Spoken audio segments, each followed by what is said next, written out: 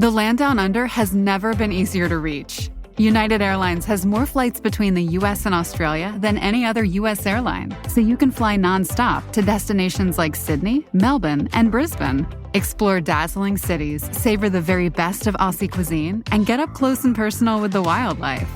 Who doesn't want to hold a koala? Go to united.com/Australia to book your adventure.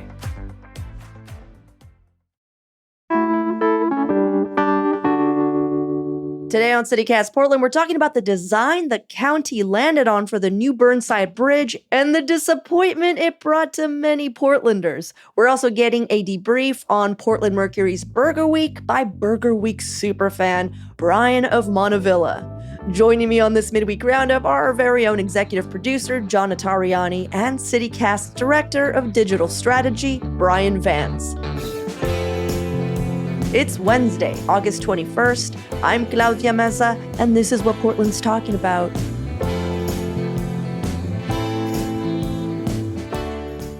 Welcome, everyone, to our midweek microdose of news. John, thanks so much for joining me this morning. Hey, Claudia. If you're new to the show, today's the day we look at a local story and or updates to stories that we might have missed late last week or that happened over the weekend.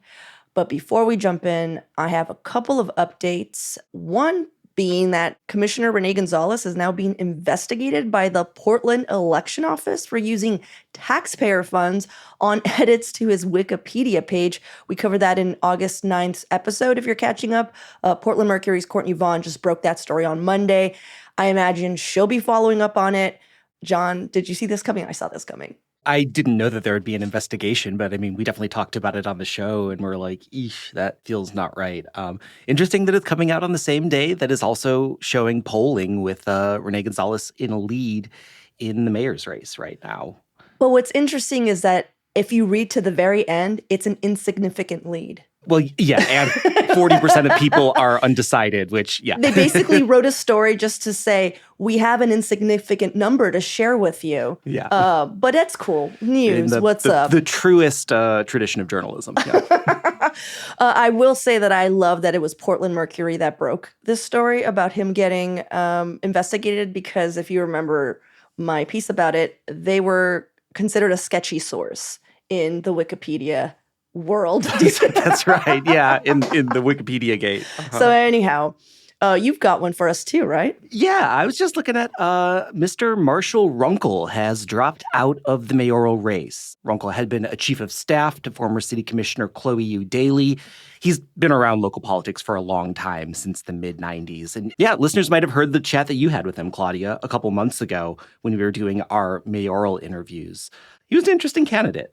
He was candid and casual, I thought. But yeah, our pal Sophie Peel from Willamette Week reported he's stepping down because he felt his campaign was not quite taking off like he'd hoped. He also announced that he is endorsing Commissioner Carmen Rubio. Yeah, good luck to Marshall Runkle. I found him very pleasant. Me too, yeah. All right. So the headline I wanted to discuss is the design plan for the new Burnside Bridge because the design the county landed on was just announced. So to recap, if you're just like, what's happening with the Burnside Bridge? So it's getting torn down and a brand new one, more earthquake friendly, is going up. So plans so far are to close the bridge for about 5 years during construction. And designers are predicting that once they do that, the finish date will be like 2031. By then, you and I, John, will be too old to cross bridges. So it doesn't matter either way. Mm-hmm. The Claudia Meza Memorial Bridge, I think it will be called. Hopefully. Okay, so the reason this caught my attention is that the committee tasked with picking out the design conducted a public survey in June asking the public for our opinion on what bridge design they should go with. And the design they ended up picking was not the most popular design as voted by Portlanders. So I ask you, John, why the heck have a survey then? Because I imagine putting the survey together costs money and time. And it was like the classic, like, you know, when your friend texts you and they're like, how do I look in these glasses? Or like, what do you think of these shoes? And you give them your opinion and they're like, yeah, so I went with the other thing. You're just like, don't fucking text me that. It's so annoying. Anyhow, I feel like the county just pulled this move with like all of Portland. Also, the design they ended up going with is going to be $45 million more than any other design that they're considering. John, did you vote on that? Because I did. I did. Yeah, I did. So there was a couple different basic styles that they were proposing in the voting. One was like a more traditional bridge with like the sort of curving arcs, and the other were cable stay bridges, sort of think about like Tillicum Crossing where it has the big cables. And I voted for the cable stay V Tower, which has those big concrete pillars and they're like pointing outwards, sort of like leaning out over the river. Yeah, I voted for that one too. It just looks too? so cool. Yeah. Looks super cool. Yeah, the one that they went for is the opposite. It's the inverted one. So the concrete towers are sort of pointing inwards over the road, which I don't know, still a cool looking bridge. So it's called the inverted Y cable stay design, which is featuring a single tower supported by two angular legs. If you can't picture that, don't worry, you're not alone.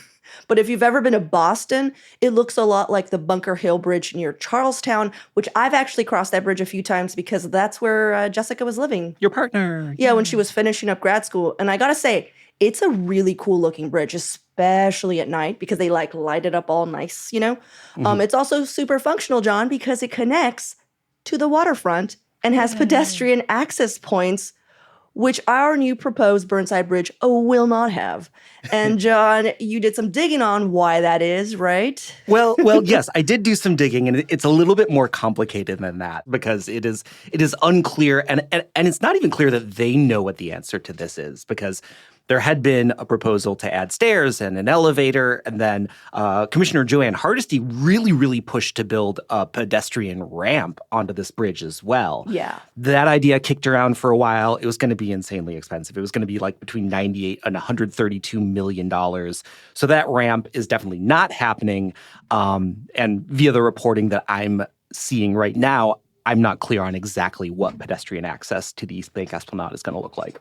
Yeah, well, from the Oregonian article I read about the design that was picked, it was said there was broad agreement from the committee members that were picking out this new design that the new bridge should be directly connected to the East Bank Esplanade and across the way to the Tom McCall waterfront. Like, they're like, no matter what, this bridge is going to connect directly through stairs, through whatever. It's going to get connected.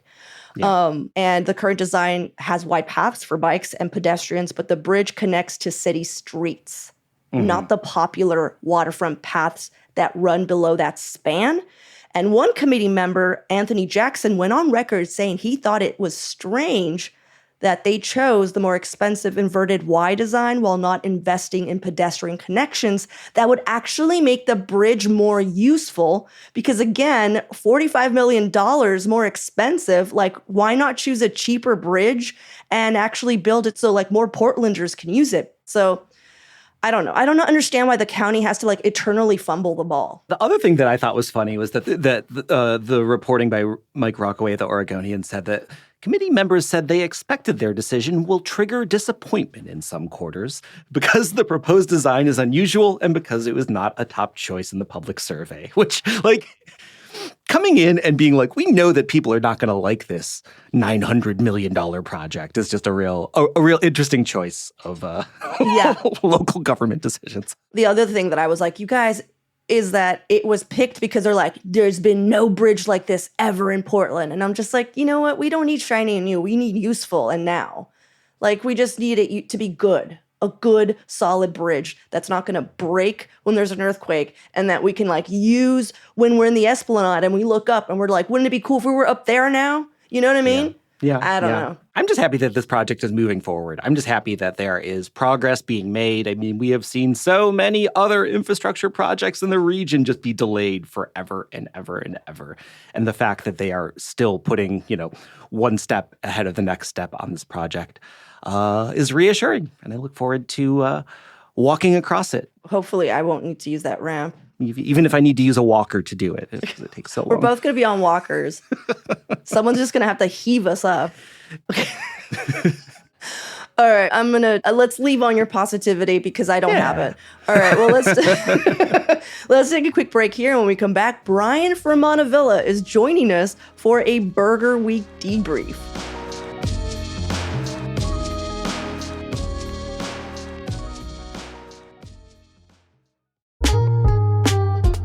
this year's Calvin and Mayho Tanabe Address, which is the annual lecture the OHSU Foundation puts on that brings thought-provoking speakers to Portland, is featuring a non-human keynote speaker for the first time in its nearly 10-year history. And no, it's not a super smart signing monkey like I assumed and am probably still wishing for. They're actually hosting Sophia the Robot, an AI-powered humanoid who has spoken at the UN and is the first machine to receive citizenship. I guess that's cooler than a monkey. Sophia has captured the imaginations of global audiences since her debut at South by Southwest 8 years ago. Her interactive talk takes place on Wednesday, November 13th at the Newmark Theater. It's all about the awe-inspiring potential of AI and robotics to advance healthcare and life sciences, and we should probably all go because it might be our only chance to get in good with one of our new robot overlords. So go grab your tickets today at ohsufoundation.org/Tanabe. That's TANABE.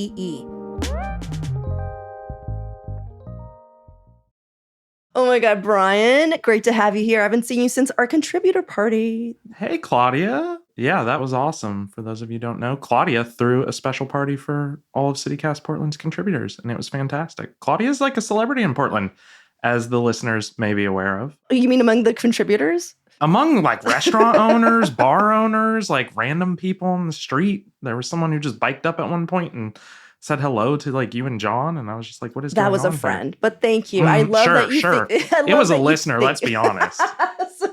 Literally someone who's been on the show.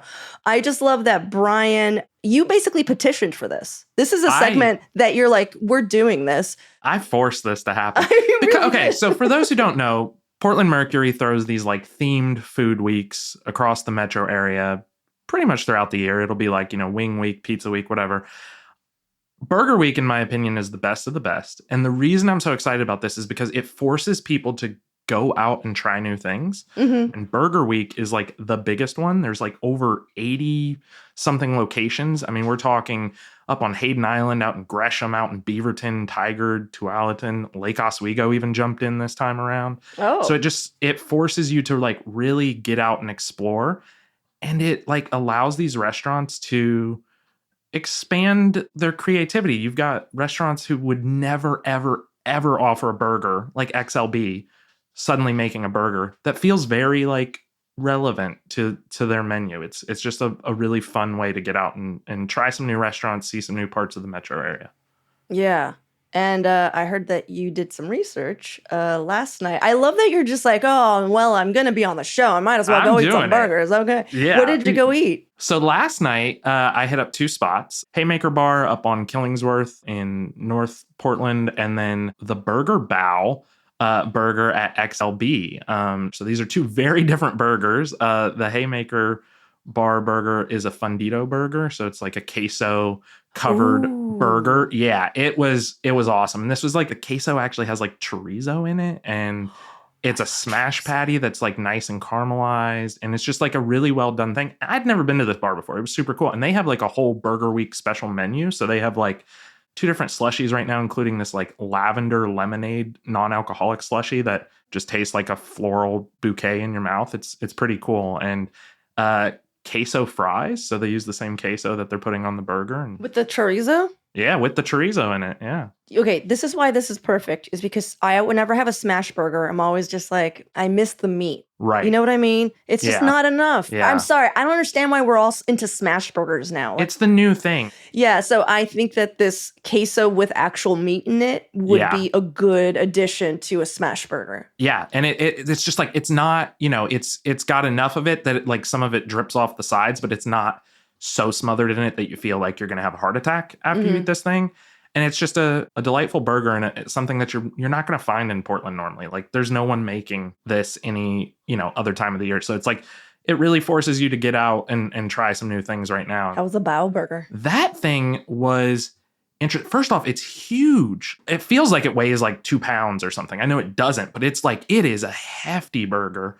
It is a bao with a burger inside. Like they stuff it with this like special pork beef blend burger that is topped with caramelized onions and American cheese. It's just, you're not going to find this bao anywhere else like any other time of the year. And it is served with like a special sauce that feels like a little bit of like an ode to the Big Mac sauce or something like that. Ooh. So I had the bao burger, which I think they were like testing it out. Trial running it? Yeah, the trial run of this burger at the opening of the PDX terminal. Fun. But it was smaller. It wasn't as big as you're saying. Yeah, and it was cut in half. Yeah, they were not going to, yeah. This was finger food. But they didn't have the dunking sauce. And I did think like, it was good, but I was like, I literally thought I would love to dunk this in something. I think they heard your thoughts. It's probably and they read your mind, Claudia, and they offered a little sauce. I'll be honest, I wasn't a big fan of the sauce, but I don't like Big Macs. I don't like that sauce. But I saw other people sitting there like basically mopping it up like it was, like their burger was a mop and they're just cleaning up a mess on aisle 3 or something. They were getting saucy in there. We're keeping that. That's not going away, Brian. You said it, and we're gonna hold on to it. I respect it. What are you looking forward to? Like, what other burgers are on your burger map? Also, by the way, you seem like a spreadsheet guy. Did you make a spreadsheet? So I didn't make a spreadsheet this time, but I made a document that has there's like columns for days because not all these places are open every day. As we've talked about on this show in the past, some restaurants take Mondays and Tuesdays off. But I am obsessed with Hatch Chili's, New Mexican Hatch Chili's. Oh, I love those. Yeah, they're amazing. It's Hatch Chili season. And there are like 4 or 5 places doing some take on a Hatch chili burger right now that just looks amazing. There's even a Hatch green chili breakfast burger that has like a fried egg on it, bacon, and sorry, my puppy's in the background barking, but she's very excited about this too. It's covered in a like fresh Hatch green chili salsa. So that's what I'm really excited about. And then the one that I'm going to try tonight, because apparently I'm eating burgers every night of the week. Like, just don't tell my doctor I'm doing this, but I'm pumped about it, is Crux. So the brewery out of like Bend, I believe, actually has a location in Portland. Wait, they do? I freaking love Crux. Yeah, it's just off of like Powell and sort of near where that hellscape of a railroad crossing is when you're trying to get to Powell or to McLaughlin. They have a Hatch chili burger that's topped with cotija cheese, roasted corn salsa, garlic aioli, and it just looks fantastic. So that's the thing I'm really pumped about tonight. Oh, man. Yeah. I didn't know they had an outpost out here. Well, there you go. And oh, man, that burger looks awesome. Yeah. I mean, for anyone listening, if you're curious, like definitely go to everout.com, Portland Mercury's events website. They have this like fantastic page dedicated to all of the Burger Week burgers. They even have like a Google map that you can add to your phone. Oh, it has every location. You know what I really would love is just a report back on what your favorite burger was. Oh, definitely. And I'll update for the midweek, and I'll just be like, Brian from Montevilla says this was the winner for Burger Week. Is that cool? I've got you. Well, Brian, I'm so glad you were able to come on the show. I know this was your dream. I forced it. So you're welcome. I made it happen. Those of you who don't know, I basically like held this team hostage and said, we're doing this. So I'm glad you did it. All right. Thanks so much for hanging out with me today, Brian. Thanks, Claudia. It's always a pleasure to come on.